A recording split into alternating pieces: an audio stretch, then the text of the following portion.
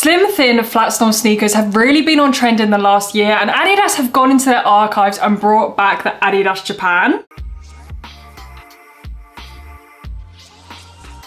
This shoe was actually produced in 1964, originally for the Tokyo Olympics. They have actually brought it back a few times, but seeing as we're in this slim sole era, it's only fitting they've brought it back now. The Adidas Japan actually comes in at £90, which is relatively cheap compared to some of the other models and trainers in general these days. The actual original colorway was white and red, but I have seen some other colorways that I did like, such as the green and white, the white and black, the black, and also this colorway, which is the brown and white. I'm really into my browns at the moment, so this was just absolutely perfect. If you enjoyed the Sambas, then this might be one for you. These days, I feel like the thinner the sole, the more minimalistic the shoe, the more trendier it is. These do remind me of a few other shoes from different brands. One of them is the Nitsa Tiger, how minimalistic and how kind of thin and flexible they are. So it'll be interesting to do a comparison because these do come in quite a bit cheaper than the Nitsa Tigers. First thing I noticed when I picked these up in hand was kind of how flexible they are and how small they are. I'm a size 7, but I feel like this shoe just makes size 7 look quite small. On the upper, we do have a premium leather. It's actually very thin leather, so as I said, it is very flexible in terms that you can kind of manipulate it how you want.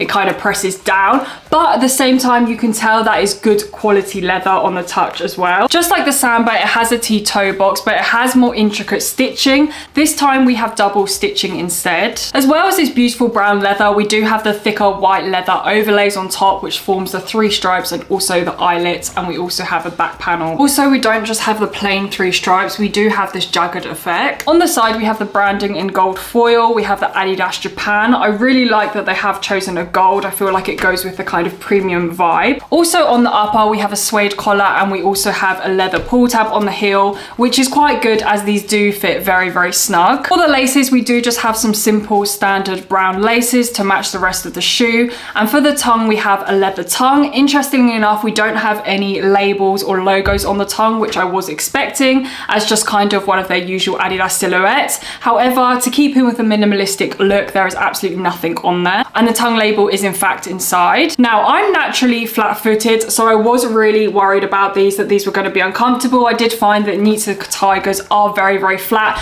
and I literally felt like my foot was on the ground. I could feel every lump and bump. Now, what I do have to say about these, even before I tried them on, is that you can see that there is a thick insole, and what's even better with this insole, it does have a really good arch as well. So for people that are flat-footed like myself, they're not going to cause me pain because my foot is not literally flat on the ground. Now, I guess one of the most unique features about this shoe has definitely got to be the gum sole and the kind of lack of it, or maybe just I would say a thin sole. This is a very thin sole and much thinner than any of the other silhouettes I've seen, especially the Samba as well. As I said, I was worried that this thin sole is going to lead to some discomfort because of how thin it is.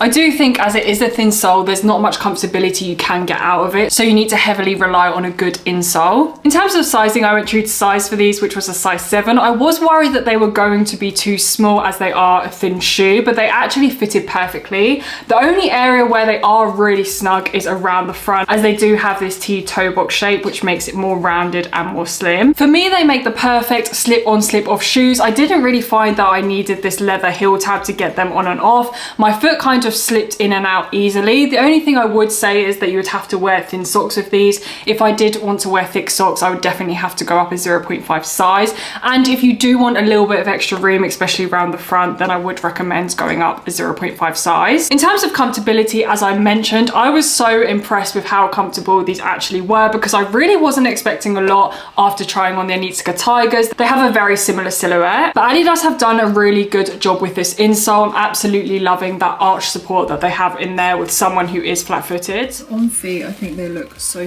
good. One thing I would say is that obviously they are very thin and the arch support is really good. However, I feel like after wearing them for a little bit, I can feel, you know, my heel.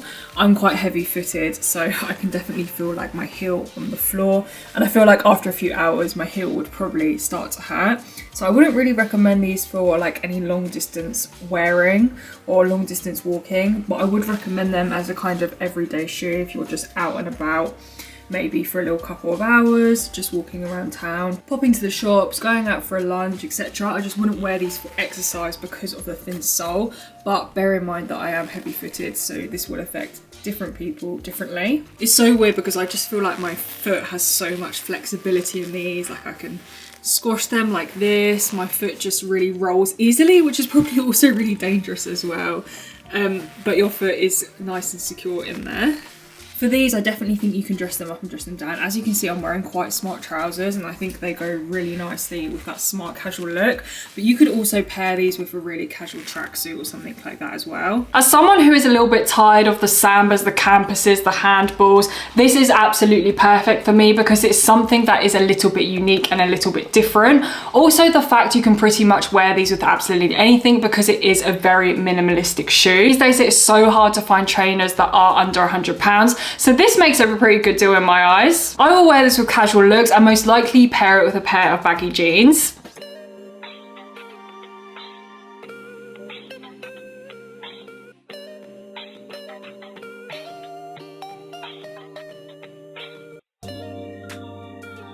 Let me know in the comments below what you guys are saying about today's pickup and if you have any recommendations for any other thin flat sole trainers as well. Thank you guys so much for watching today's video. If you are new here, don't forget to subscribe to my channel to stay updated with all my latest reviews. I hope you guys have the most blessed week and I'll see you guys in my next one.